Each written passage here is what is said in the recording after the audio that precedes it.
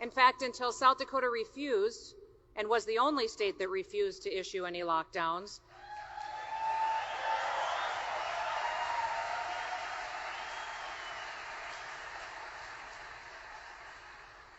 I don't know if political leaders even realized that there was another option.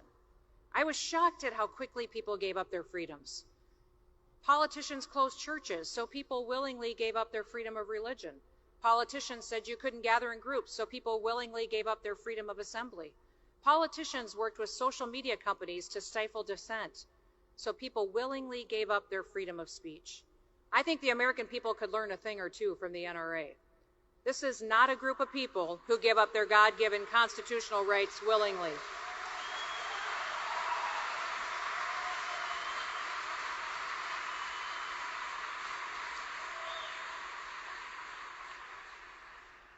During the pandemic, I spent a lot of time outdoors. Sometimes you just needed a break from the fear and the paranoia that was going on TV and in all the newspapers.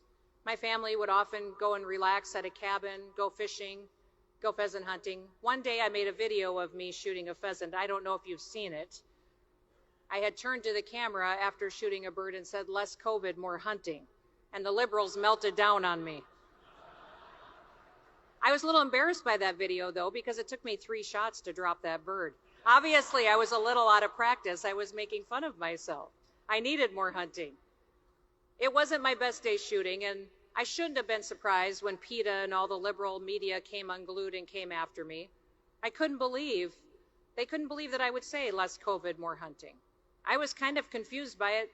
Did they want more COVID or less hunting? But since then, we've had less COVID, so thank God. And we've had plenty of more hunting. In fact, South Dakota has the best pheasant hunting in the world. And if you haven't come to enjoy it with us, then you should. But South Dakota's greatest asset is our people. Our state motto is, "Under God, the people rule." And while enduring many challenges over the last several years, we have worked together to turn those challenges into opportunities. Our state is thriving as a result of embracing liberty and personal responsibility. We're setting the standard as the most Second Amendment-friendly state in the nation. The very first bill that I signed as governor guarantees constitutional carry for all law-abiding South Dakotans.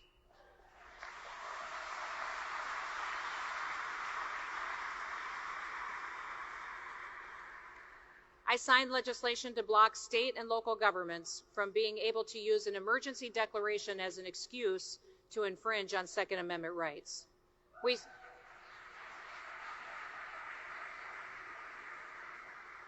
We strengthened our Stand Your Ground law. We updated the definition of a loaded firearm to mean that if a round is chambered, making it easier to respond in situations when seconds count. And we made South Dakota the first state in America to not charge a fee for any concealed carry permit. In fact, we now even pay for your federal background check. It will not cost you a penny to exercise your Second Amendment rights in South Dakota.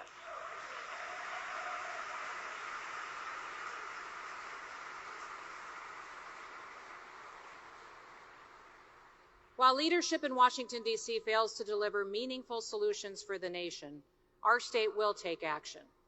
South Dakota enjoys the strongest economy in the country, the lowest unemployment, and unprecedented economic growth. Make no mistake, freedom generated those blessings.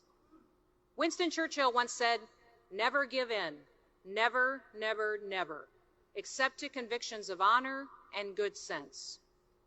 Well, here, my honor and good sense require me to continue to fight for freedom, and that's what I'll do.